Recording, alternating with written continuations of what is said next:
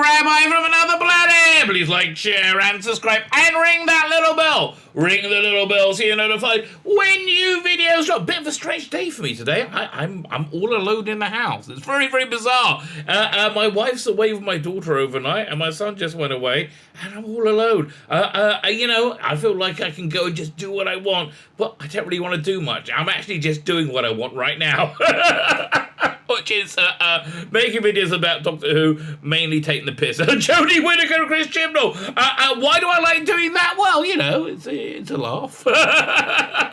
And there's limitless material to go over. And why is there limitless material? Well, Alan Moore, the great Alan Moore, a great comic book writer, and moved on to be a great writer. There's a great documentary about 20 years ago called The Mindscape of Alan Moore. Maybe longer, right? Maybe longer ago. And he predicted the social media age quite strangely. He talked about the half-life of information, right? Of data, right? So basically his theory was, well, it's not his theory, it's another theory, I'm not sure whose it was, but like you take the first 1,000 years of planet Earth, right, and you take all that data that is made within that 1,000 years, then to make an equal amount of data to that 1,000 years is going to take 500 years, and then to make an equal amount of data to that, this next is going to be 250 years, and then 125 years, and it keeps getting lesser and less and lesser until, so we see data move from like stone, things were like literally chiseled in stone, to something more pliable like wood, and then around the 2000s it got it repeated itself so often, it went from like solid to liquid, right, because it was just moving so quickly, and then that was the time we wrote it, and then he posited that it would eventually become analogous to steam. There's just so much data, and that's essentially what happened in the social media age. Now, a lot of that data is porn. I mean, let's not be coy about it. Really, if mankind is going to invent some like incredible technology that will like make everybody's life better, the only reason they ever do it is for porn. It blows my freaking mind. Have you ever seen virtual reality? Most incredible technology I've ever seen. I played a Batman game. I put the headset on. I felt like I was on the top of the buildings in Gotham City. I actually felt I got a bit of vertigo, right? I was scared I was going to fall over. But it was so incredible. What do we use it for? What's the only use that this incredible technology is used for? Porn, right? Nothing else. Absolutely nothing else. But the second most category, I think, of frivolous data being created everywhere is Jodie Whittaker's apologetics. And treating Jodie Whittaker like she's a legitimate doctor. Now, I want to just say to you out there, if you feel that she is a legitimate doctor, good for you.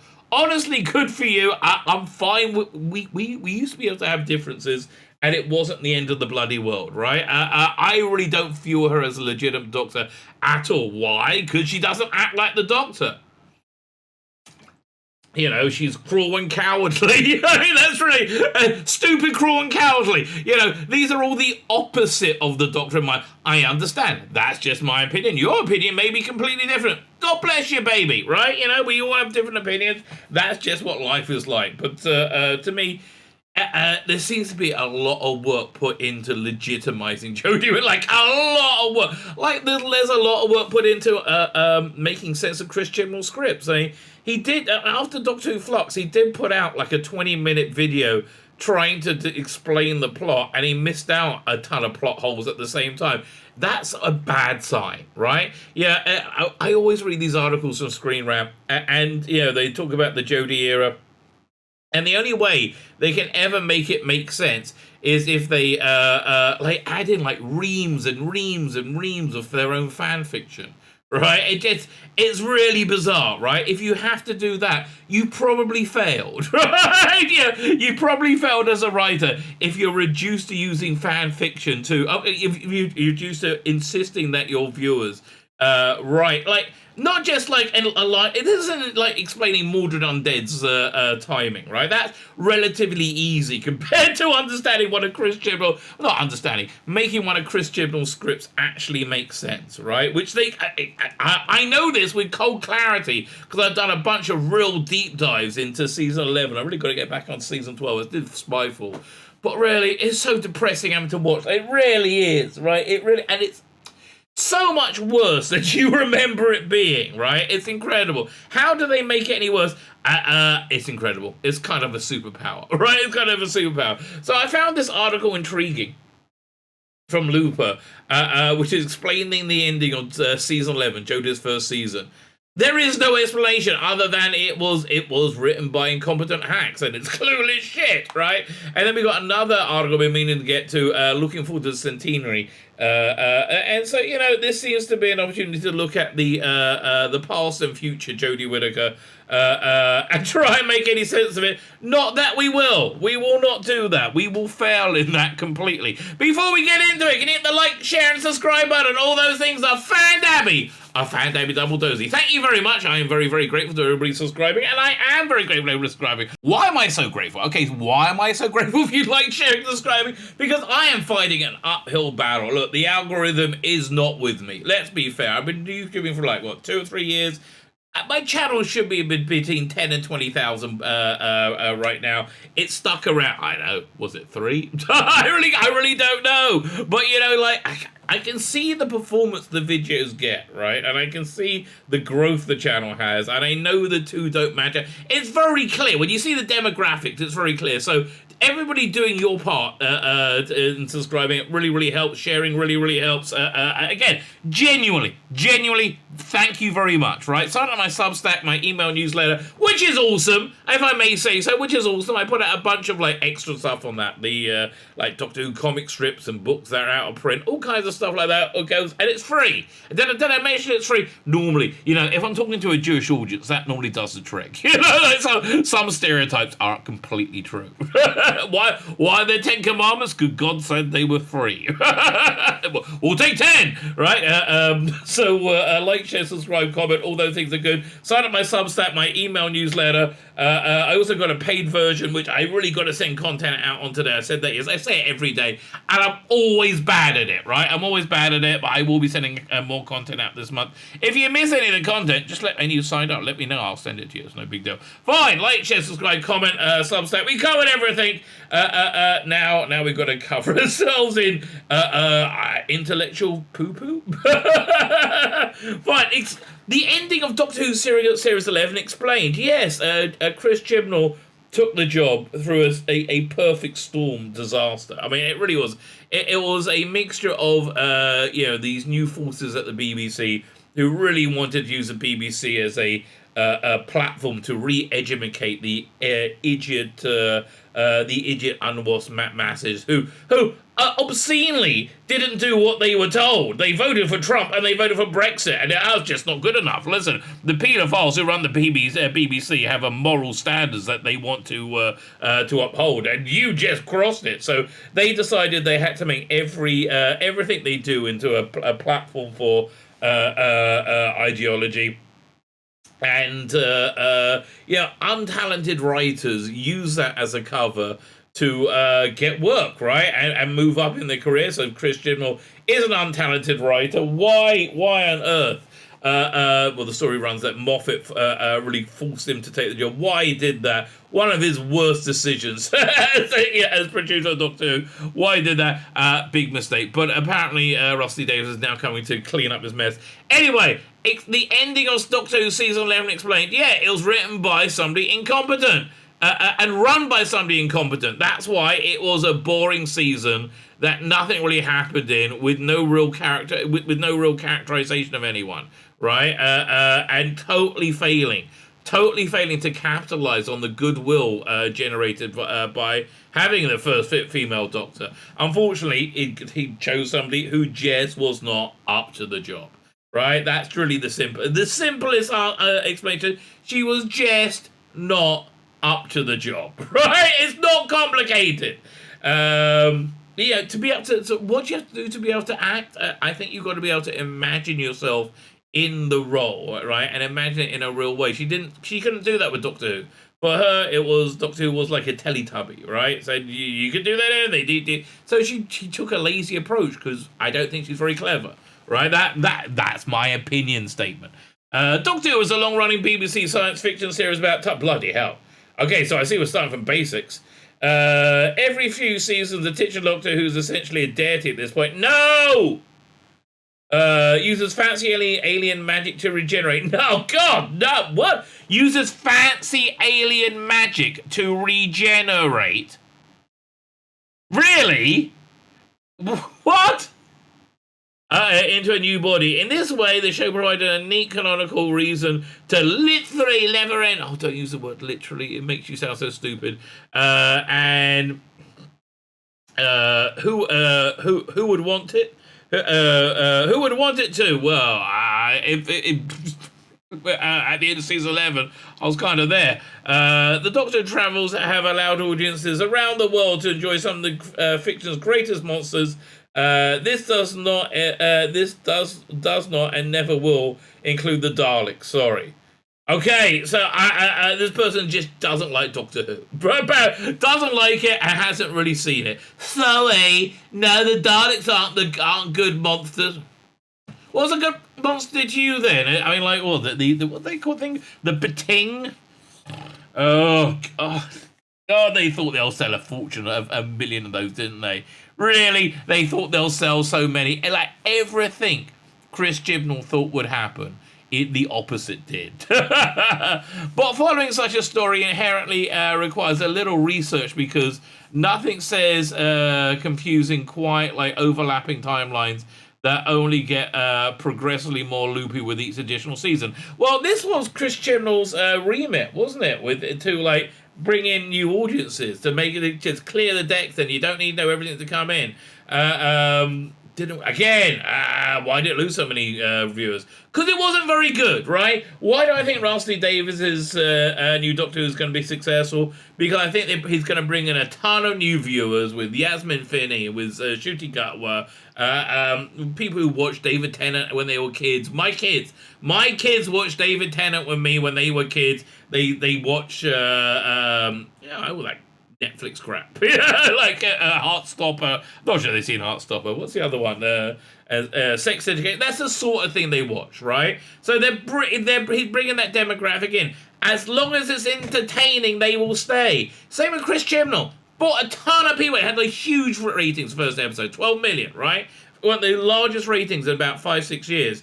If he had made it good and it was engaging, they would have stayed. But slowly but surely, they dripped away because it wasn't very good. But one of his ideas was, let's make it so you don't need to know anything. Okay, so this is just an admission of complete failure, I guess. To better illuminate the expeditional nightmare that is Doctor Who, here's our breakdown of the 11th season overarching story and the ultimate conclusion. Buckle up for a long ride, dear reader. Well, again, you're supposed to have not known anything going in, all right? You're supposed to have been able to go in completely, fresh. The 11th season of Doctor Who follows a number of standalone adventures which are loosely tied together with an overarching plot. The overarching plot is women are always ignored, right? And I see this a lot, and I don't really understand it. I mean, look, I'm not a woman.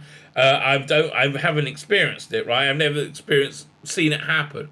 I see them show it. They did a thing on Rick and Morty, I think the last episode of that, and all through the season, it was like she was completely dismissed everywhere. My feeling is this, right? I think men and women are different, right? Which I know is an unpopular opinion. An opinion not allowed on YouTube. But I think men and women, generally speaking, are different. And their differences will cause them to react differently. So in the workplace, let's say, which was traditionally up until, 20, 30 years ago, maybe a masculine environment, right? Especially when in more business you get, more masculine it was. And then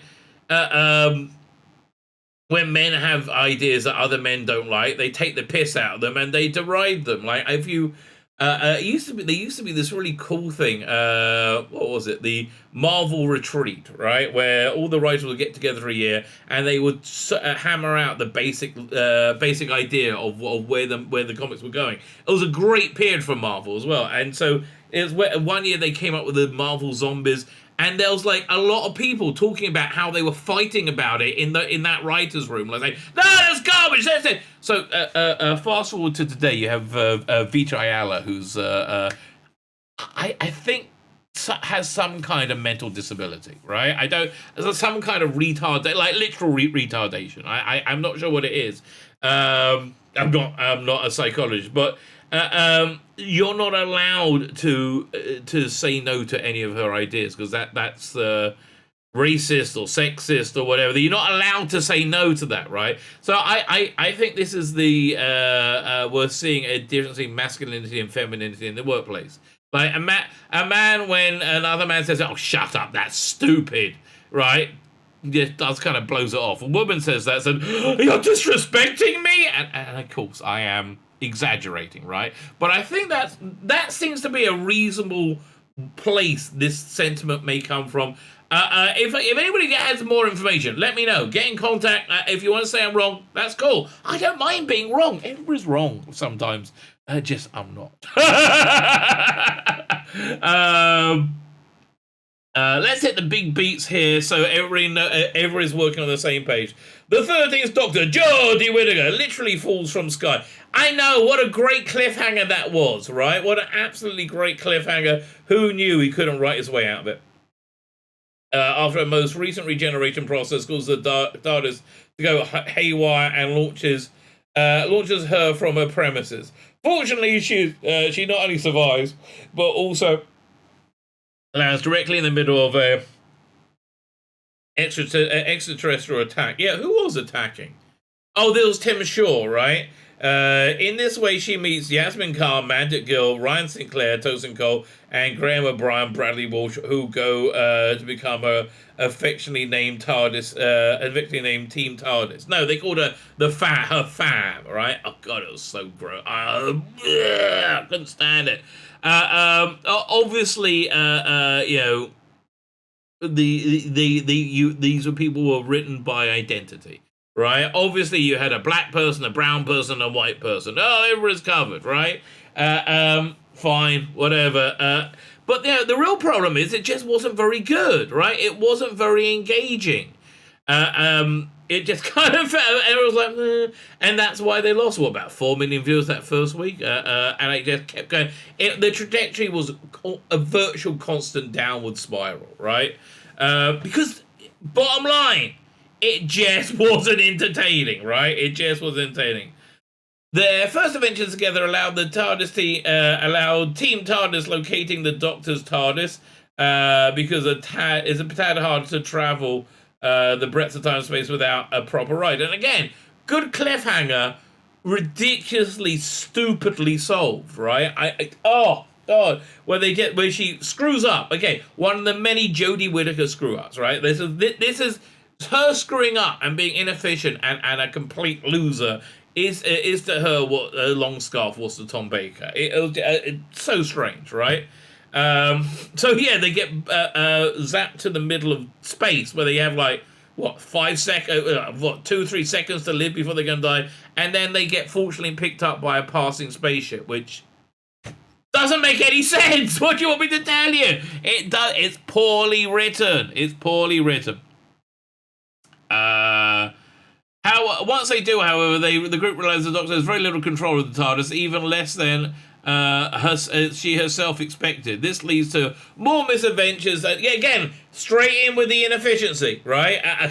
Okay. More adventures, the likes of which include interdimensional mirror. Oh, that was shit. With the cosmic frog. Oh god, that was shit. Apparently that frog was taken from a children's TV show, I think. Somebody told me, but I can't remember because I don't care, frankly. That serves as a entrance to a cage for a lonely sentient existence. A traumatic trip to Yasmin's family history. Again, you know, the failure of that episode is it taught you nothing about Partition of India, other than Vinay Patel wants to say white men are very bad for it. And the people who actually did all the murdering, they're innocent. They're stunning and brave and innocent. Some good old-fashioned witch-burning 17th century. This was the closest one that came to actually having a story. I think Joy Wilkerson, in a different age, may have actually been able to be a proficient writer, right? tell you. Whenever she's on, like, what was it, behind the TARDIS, and she, like, aggressively doesn't wear makeup. And I understand, you know, you don't, and putting your face on is a bit of a chore. But if you don't, you look like a troglodyte from hell, right? Listen, I'm not the one who made the social mores of society, but by throwing them off doesn't make them disappear, right? Yeah, I think it's a basic female drive, feminine drive, to look attractive, right? Women, generally speaking, like to be looked at. And you know, you can go against basic human nature as much as you like, right? You rail against it. It's not going to change it, right? I mean, they think it will, but it won't. The season comes to a dramatic head. No, it doesn't. When Team TARDIS travels to the planet Ranskor of Kolos. Even Chris Chibnall said this was shit, right? And a thing that he gets wrong all the time is his alien names have no resonance in the English language, right? I understand it's a bit silly having cat people or having like the tungsten warriors or whatever, but again, this is an entertainment for human beings, okay? It's not real, right? It's got to have some kind of like connection to the viewer, right? Ranskor of Kolos.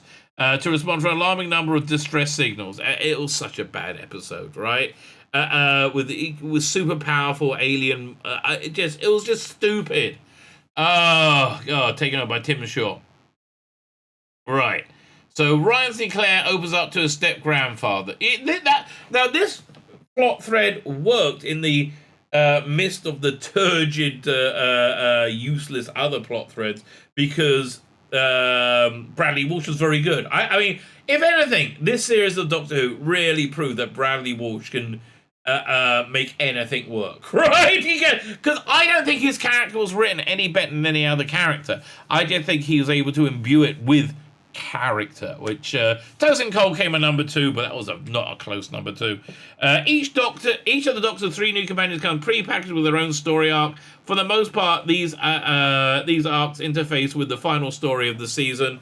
In the beginning, Ryan Sinclair was working on his was a working student on his way to becoming a mechanic. Okay, loses his grandmother, Grace O'Brien, when she is murdered by the evil Sim Shaw.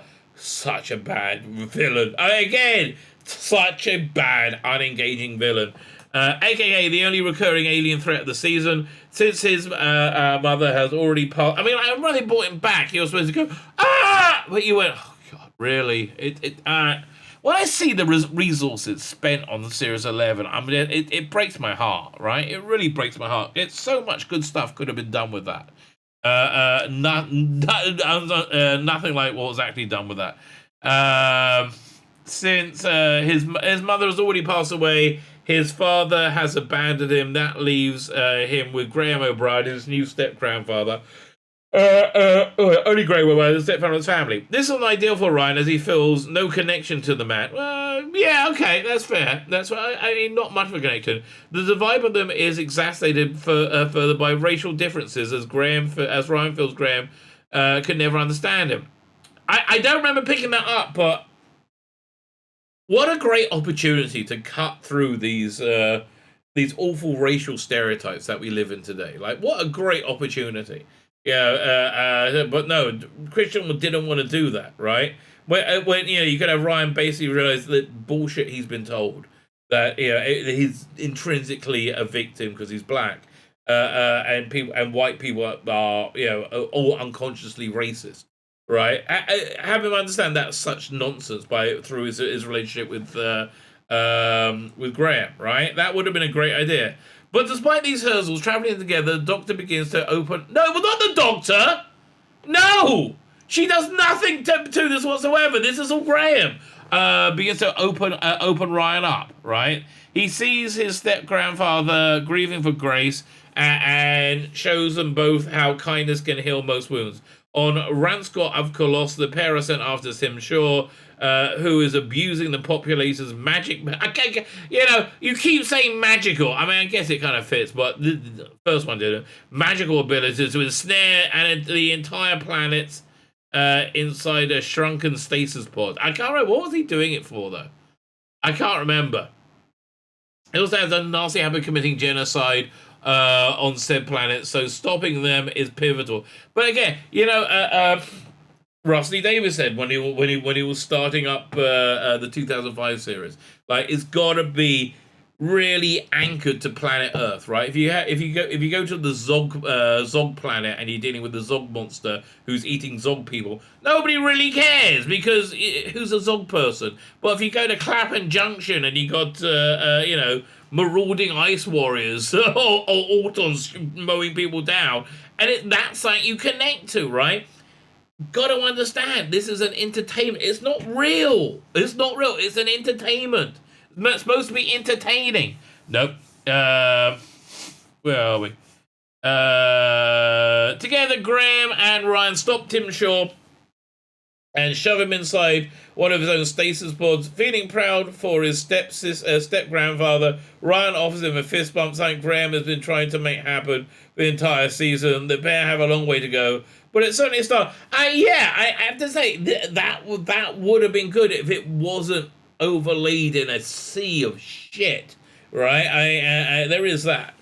So here, Graham O'Brien chooses family over revenge. Again, Graham was was essentially the Doctor in the season, right? He was the agent of change. He was the agent of morality, right? He was the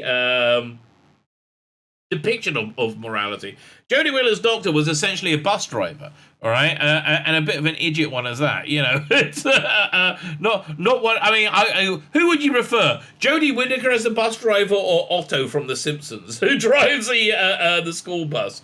Both would be. I think Otto would still be a better Doctor Who. So choose a family. Ryan's pride in Graham isn't simply because they stop an erstwhile dictator. No, okay. And I don't think this was intended by Chibnall. I think this is all done by Bradley Walsh. It was slowly trying to just be there for Ryan, and that's really kind of played off in the real finale, which is Resolution. But they didn't want to call it Resolution of the Dalek because they didn't know what they were doing back then. So Ryan's pride in Graham isn't simply because blah blah blah.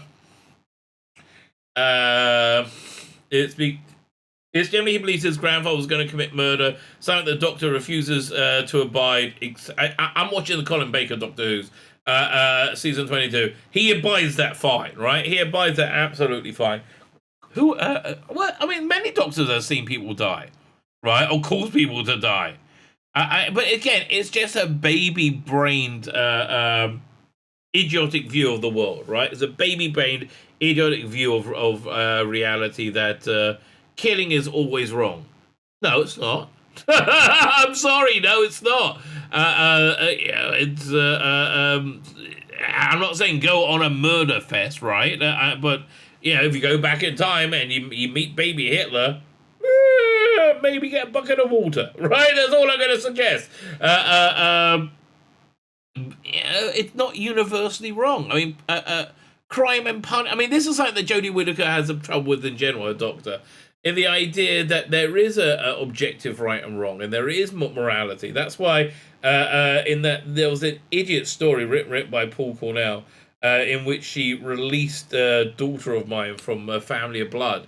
From the mirror she was imprisoned in by the 10th Doctor, right? And I was like, and she didn't get any concessions. She was still a psychopath, right? I mean, it's not kind to ignore justice, right? And I'm not saying that like treat everybody with the harshest justice possible, but to ignore any form of justice isn't kind. You're just being kind to yourself. You're just trying to make yourself feel good, which is really what it's all about. It's terrible. Where are we up to? Graham didn't. But he wanted to. Like Ryan, is devastated when Grace dies. He frequently says that traveling with Team Tardis helped him cope with that he could not have otherwise.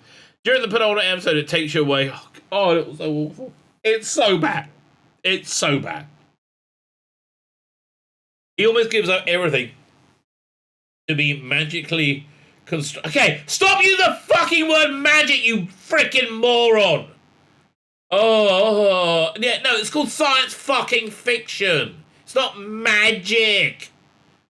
Oh, God, I really wish the Pertwee Doctor could just show up and, like, berate this person, right? You're like, but that is magic, Doctor. No, that's just the creation of control of psionic forces. Magic. Ah!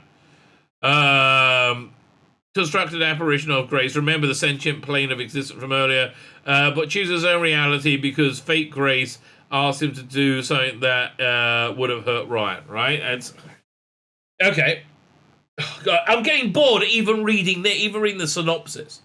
And to Graham, Ryan is everything. Graham makes Ryan feel like he's everything, right?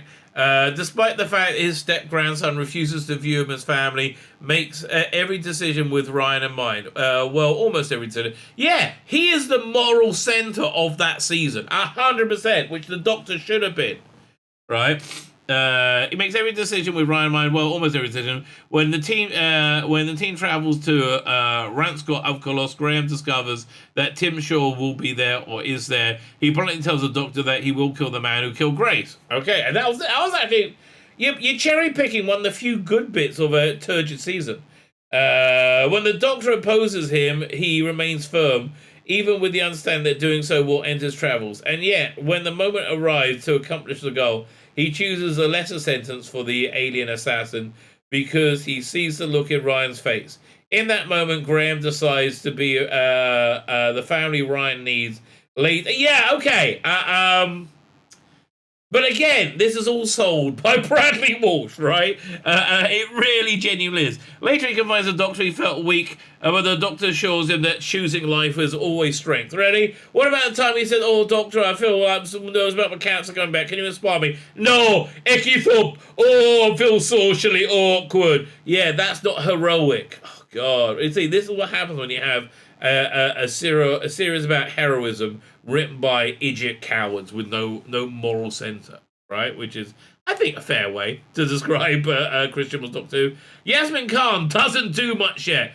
She never does much. No, they say she does things. They keep saying, "Oh, yes, you're so good. Oh, you're our leader," especially in Flux. Oh, yes. Oh, I haven't seen her do anything worthwhile whatsoever, quite frankly.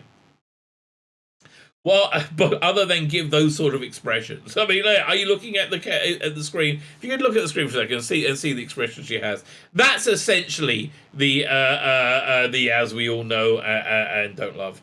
While Ryan and Graham's plotline deal more with the present and pressing situations, Yaz's story is playing the long game. In the short term, however, her arc matches what the Doctor herself is struggling with. With audience, more on that later. Well, if you're asking, struggling with what? I'm intrigued to know what you think is going on, right?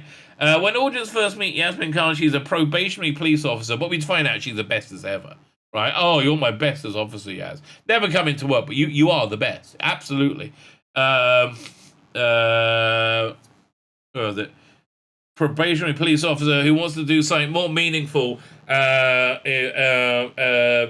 more meaningful out park rather than doling out parking violation tickets. I'm sorry, yeah, this is something of the younger generation. I can't believe I'm saying words like that, but it is that just can't cope with. They can't cope with the freaking idea of like starting at the bottom and working up. Right? Yeah, you ever been to Starbucks and they're like, "Oh, here's your change, your majesty." They're like, "What the hell's your problem, mate? You got a job, shut up and give me my fucking coffee." Enough of your bloody attitude. You think you're too good for this? You're not. Idiot. When she joins Team Tardis, she finally feels as if her actions matter. Oh, good, because it was too hard to make me wait and earn anything. And she begins to flourish. Well, sort of. The thing was, she doesn't know who she wants to be or who she is. In Demons of the Punjab, she learns about the history, but otherwise, she does whatever the Doctor tells her to do. pretty fair. Pretty fair. Yeah, take off all your clothes, yes. And that's what. Here, you thought, take your kit off, darling. Sorry, that didn't sound like Jodie Whittaker at all. I don't think that ever happened. And that's what season 11 finally sees Yasmin doing on Rancor's. Why are you putting so much fucking work into trying to putting this piece of shit together? Like, what? Why? Even Chris Chibnall said this was shit. Okay. Was it? Oh, rather good. She, along with Greston Paltraki, Mark Andy, discovers where the imprisoned planets of Tim Shaw are put into stasis. But afterwards, she immediately hands everything over to the Doctor. Later seasons will go and see her unyielding faith in the Doctor. We'll see her unyielding faith in the Doctor yield. That's a bad sentence. As well as uncover romantic's feeling for the time was Icky Thump. Oh, I'm just scared to have relationships, me. Oh, Icky Thump. Yeah, because you're a fucking coward, Doctor. As well as uncover romantic feelings for the Time Lord. But the moment Yasmin doesn't get to achieve nearly as much at the moment as much she's capable of doing. They try and fix that by the first episode of the next season. Oh yes, you are the bestest. Oh, you are, right? And they do that at the end of. Was it at the end of season 11 where they had no? Was it season 12 that Graham just gave this like gushing speech saying how wonderful she is. Okay. Just doesn't achieve much she's capable of. For now, she's happily along for the ride. That's all. They're all just along for the ride. 13th Doctor is compassionate, clever, and oddly clueless. She's not compassionate. Excuse me, no, she isn't. Graham's compassionate, right? Graham's compassionate, and you actually saw that in the next episode in Resolution, right? When Ryan's estranged father shows up, he doesn't want anything to do with him. He hates him. He hates him for what he's done to Ryan. He hates him what he did to his ex-wife. He absolutely can't stand this person. But he sees that Ryan needs a father figure, right? He needs that relationship. So for him, he puts aside his personal feelings and is compassionate. Doctor isn't. I mean, it's a widely held understanding that each regeneration of Doctor is a direct response to how the previous one felt, what the previous one felt they lacked. No, it's fucking not. What? John Pertwee said, "Oh, I lack a bit of bohemianism." Brang, Tom Baker. Really? No. It was John Nathan Turner when he was casting Peter Davison. Always wants to cast the opposite of what the Doctor was, right? So Tom Baker was tall with dark curly hair. So he got Peter Davison who had blonde straight hair and was younger, right? Then Colin Baker was a very different energy, right? Went from like the softer, nicer Fifth Doctor to the brash Sixth Doctor rubs everybody up the wrong way, right? And then you go for Sylvester McCoy again, opposites. They keep that's where it came from. Because the 10th Doctor, David Tennant was bold and responsive because the 9th Doctor was ruled by fear. What the fuck are you talking about? Ruled by fear? No, he was nursing his post-traumatic stress disorder for blowing up his entire bloody world. Wasn't ruled by fear, the opposite. He conquered his fear. Every day. Every day he wasn't curling up into a ball and crying. Was him conquering his fear. This guy's a moron. I mean, honestly, I want to ask this guy, give this guy a cognitive test. Like, can he walk a line? Like a drunk test. No, I mean, if you want to say anything, it was by the time the 9th Doctor got to the end, he wanted to embrace the joy of being the Doctor again, right? He felt comfortable. He felt like he'd worked through that, right? And that's where the David Tennant's Doctor came from. But where did he really come from? Casanova! Russell T Davies made that show just before Doctor Who, starring David Tennant, and I watched it knowing it was an audition for David Tennant. And then I was proved right. Okay, so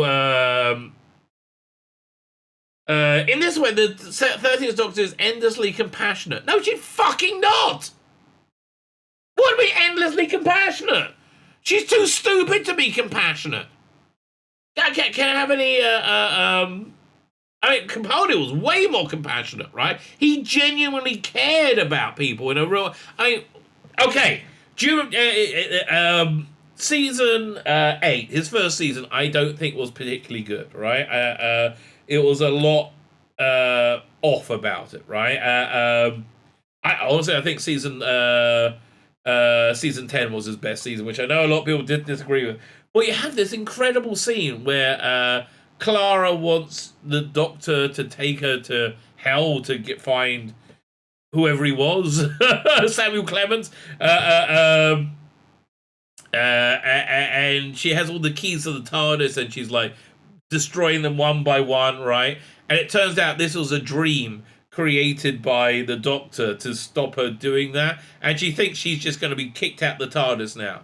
And he's like, "No, do you think I care about you so little that being betrayed by you would change my heart?" Right? That was the Doctor. That was compassion.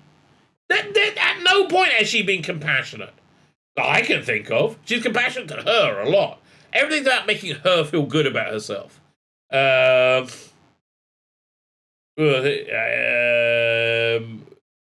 Was compassionate because the 12th Doctor was an aggressive curmudgeon. No, he fucking wasn't. God. I mean, it really genuinely wasn't. I have no idea where you're coming from this. This unshakable kindness suits her. No, because it doesn't exist. Yeah, any citation? Like, what? Give me some examples. What are you actually talking about? Yeah, no. When was she kind to anyone? And was it helps her shape her better futures of her companions? She had nothing to do with it. It was all Graham. Despite not being able to save Grace, because she's useless, she provides Ryan with self-esteem. No, she doesn't. That was Graham. And Graham with understanding. No, he doesn't. That was Ryan. And Yaz with somebody you have a crush on, I guess. On the flip side, however, the 13th Doctor is deeply unsure of herself. Well, with good reason. Because she's a blithering moron, right? With very good reason. This is no doubt in part because she's never been a woman before, and they didn't play as a woman now, right?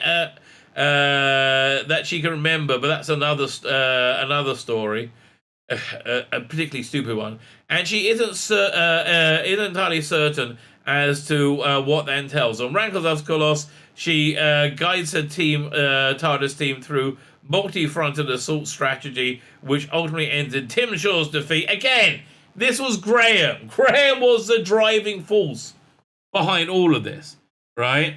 And the recovery of missing planets, thereby proving that she's still the Doctor she's always been. No, again, no.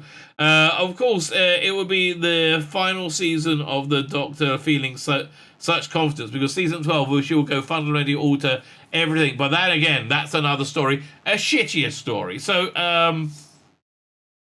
just insanity, right? There is no link to reality in this whatsoever, right? Absolutely none. So let's juxtapose that with an article came out roughly the same time, right?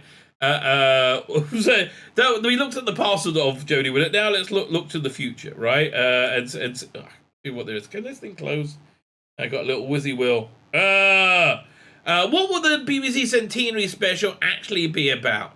Okay, it's going to be about legitimizing Jodie Whittaker, whatever they can. So they're going to have lots and lots and lots of member berries. I just got a whole bunch of spoilers. I haven't read them yet, but a whole bunch of spoilers about the Centenary special. But it says it's going to have Doctors 5, 6, 7, 8, and maybe 4 as well in it. I can believe that. Again, this is all about legitimizing Jodie, right? Apparently, by the way, another rumor I heard was that Rusty Davis was a bit tipsy at the rap party of, what's the new show he's doing? Nelly? Or something like that. So he got drunk and he started talking about Chris Chibnall's Doctor Who and saying how shit it was. It's all going to be retconned away, right? Which is why I think he's being so outwardly in the queer progressive camp, right? Making lots of statements that very much put you in that big queer progressive camp. Okay, so all it'll be about with the Doctor Who BBC Centenary special only months away. Let's speculate on what we know about all things of the 13th finale could be. I know what one thing it's definitely going to be. Shit. Right? I know it's going to... How do I know it's going to be shit? I mean, how do I know with absolute confidence? In the same way, I'm reasonably confident the sun will rise in the morning. Now, if it doesn't rise in the morning, I'm going to look a bit stupid, right? But notice when we watch this video anyway, because I'm recording this on Monday, it's probably not going out till... I know, Saturday, I'm well ahead right now of content. It's exciting to be a Doctor Who fan. It's a bit of a roller coaster of a time to be a Doctor Who fan. Rusty Davies is returning as showrunner next year. Yay! Oh no! Oh yay! It could go either way. With David and Catherine Tate set to return for the 60th, and Sex Education star Ncuti Gatwa confirmed the taking over the Doctor from Jodie Whittaker, which I am genuinely excited to see again. Yeah, I think Rusty Davies is a complex three-dimensional human being, like we all are complex three-dimensional human beings. And I think that when he said that Ncuti Gatwa just gave an incredible audition, I think it was supposed to be the guy from Class, like Syed, what's the guy, Syed El Fayed? I think he was really down to get the role, and then Ncuti came in and just blew everybody away, right? Or Russell away. or just blew him. No, I don't think that happened, right? I think this is genuinely talent, right? And I'm not talking about talent and giving a blowjob, right? Apparently, he's people berated me for saying he's gay. I thought he was out as being gay. I don't know. But he died. Look, I have to tell you, every time I see Ncuti Gatwa, he seems very charming, right? I like him every time I see him. He seems very sweet. Right, I kind of like my heart goes out to him. Right, I'm like he's got that kind of quality, which is I'm just excited to see what he's going to be doing with the character, and I hope it won't be shit. Right, I really hope it won't be shit, but it could be.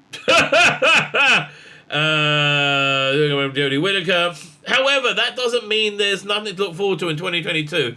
Looking forward is the wrong word, right? Again, watching Jodie's final episode is going to be like passing a kidney stone. It's just something awful we got to get through. The 30th Doctor is set to go out with a bang in a final... Oh, she's getting together with Yas. Go out with a bang in a final story later this year. A special made to be commemorate the BBC centenary, due to air in October during the celebrations. I think celebrations is a bit of a strong word. Recriminations. I think it's probably a better word, right? It's definitely a better word.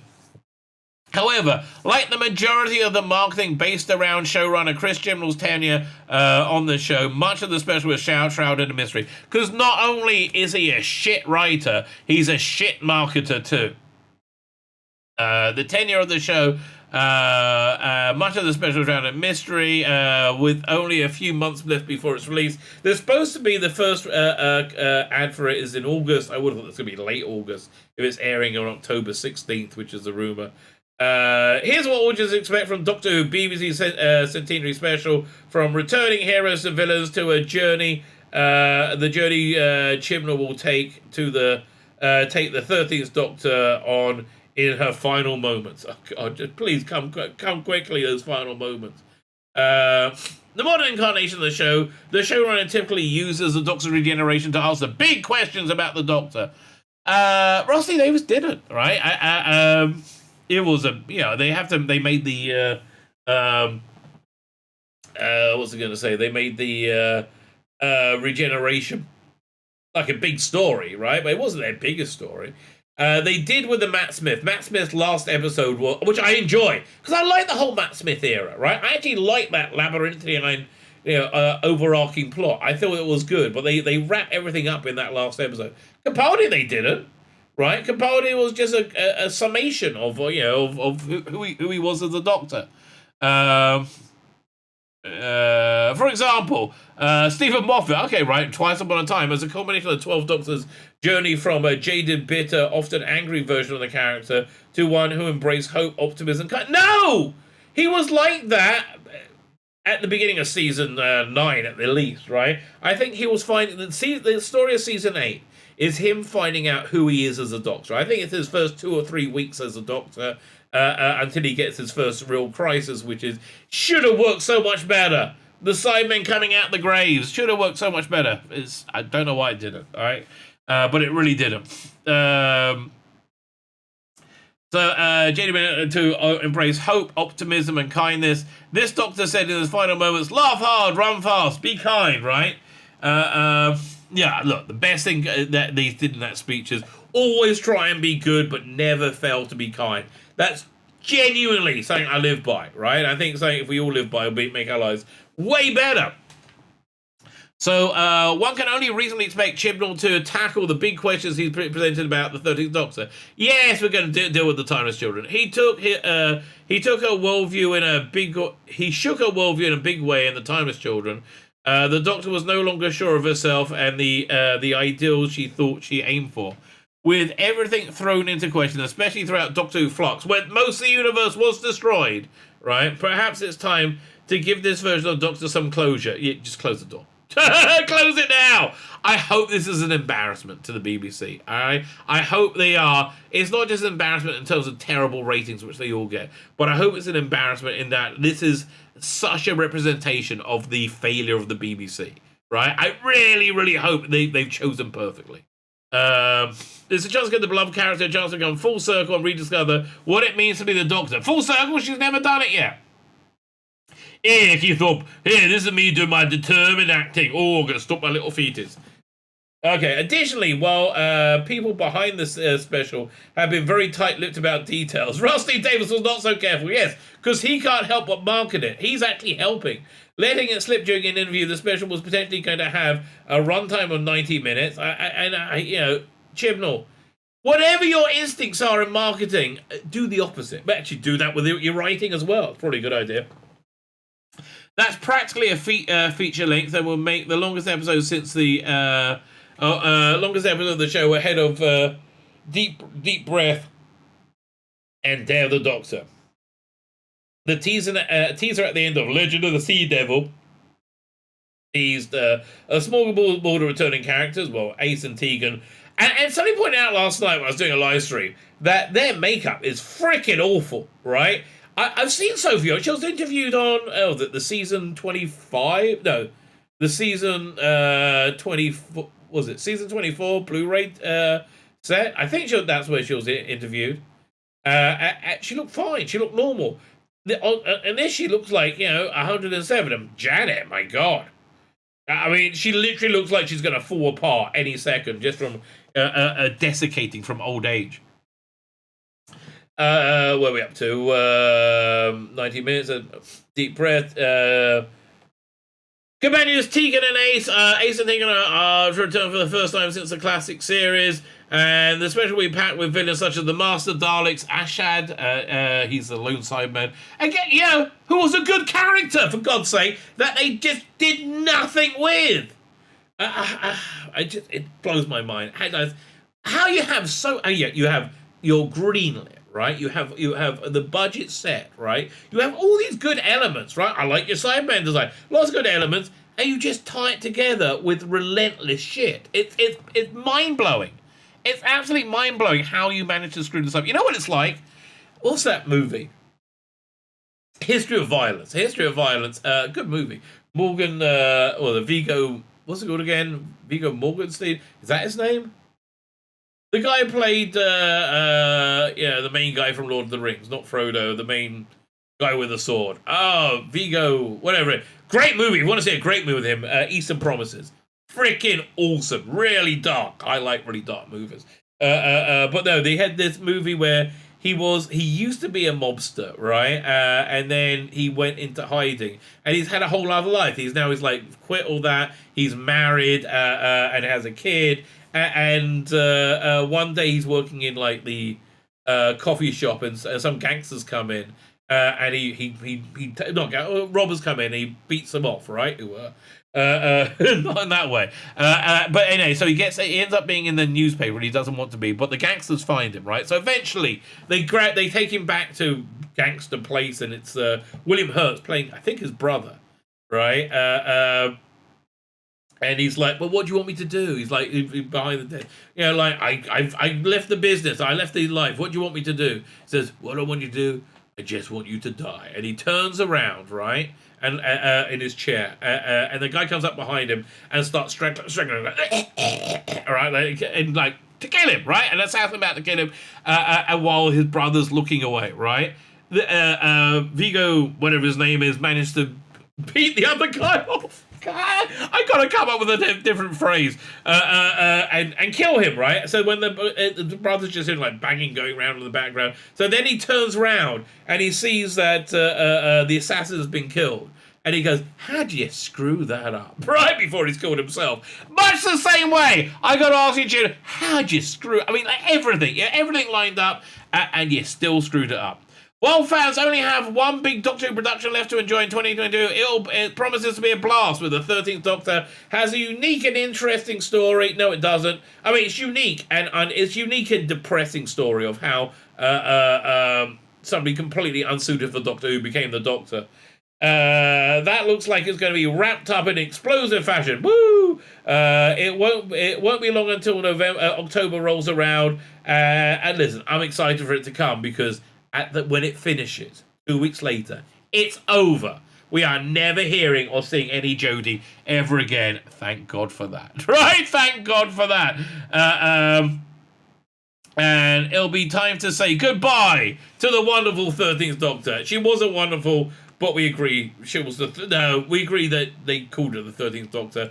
I don't think she was. I don't think she was at all. So there you go. The once and future utter failure. The once and future utter failure of Doctor Who. Jodie Whittaker being examined for hopefully one of the last times. My name is Tzvi Lebetkin, the Rabbi from another planet. Please like, share, and subscribe. And ring the little bell. Ring that little bell so you're notified when new videos drop. Yeah!